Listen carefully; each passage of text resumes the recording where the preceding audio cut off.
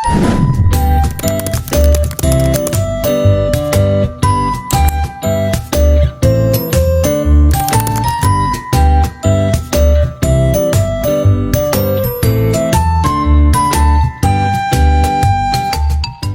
siang, Bapak.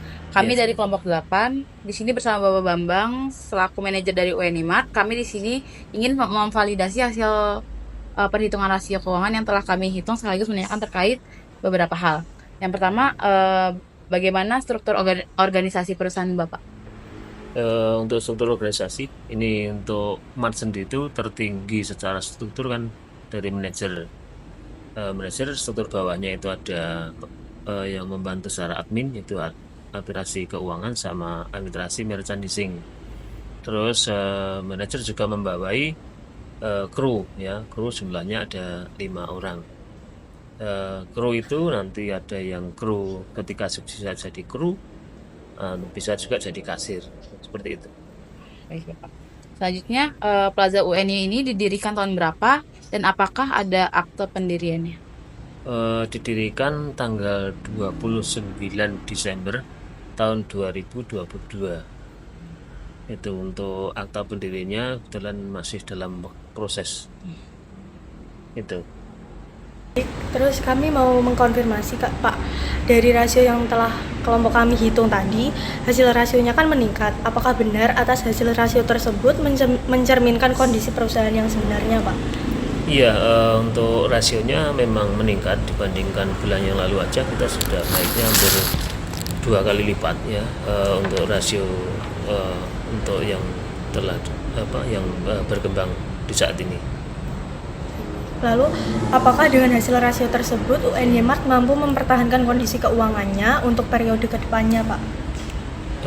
Semoga ya, ini karena secara rasio kan secara tumbuhnya juga secara persentase juga tinggi. Artinya untuk mempertahankan antara rasio profit itu juga mungkin bisa bertahan untuk persaingan di dunia bisnis retail. Baik, selanjutnya Bapak, menurut Bapak, bagaimana aspek non-keuangan seperti aspek pasar, aspek ekonomi, aspek lingkungan, aspek teknis sama manajemen berkaitan dengan aspek keuangan dalam UNY Mart sendiri, Pak?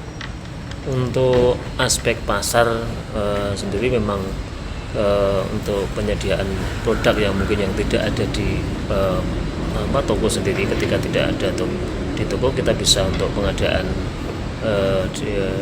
belanja di pasar, karena juga bisa mendukung untuk proses transaksi yang ada di toko biar penyediaan barang itu tersedia setiap saat.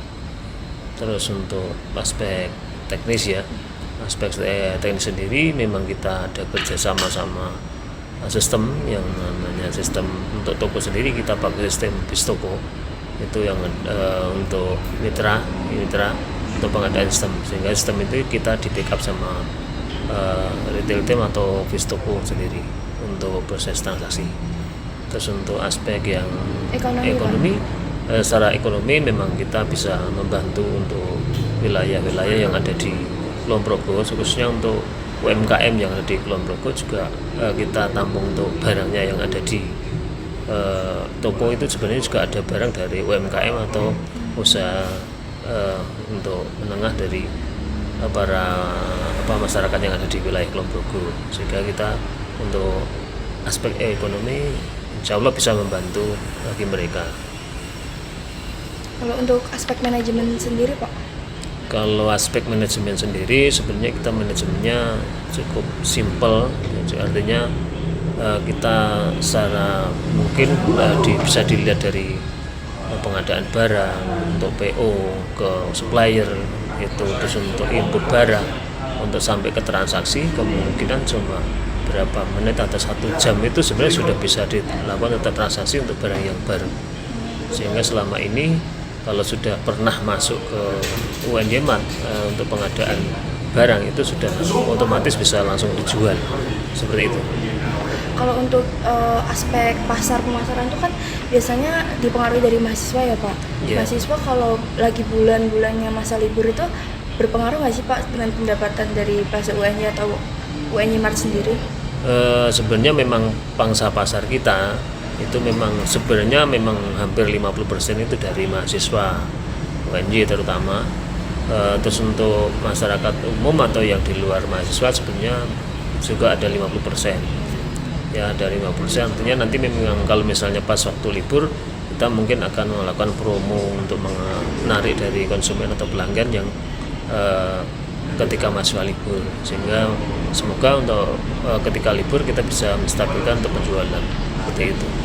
Baik Pak, sekian Pak wawancara dari kami. Makasih ya Pak. Iya, iya. Sudah mau membantu.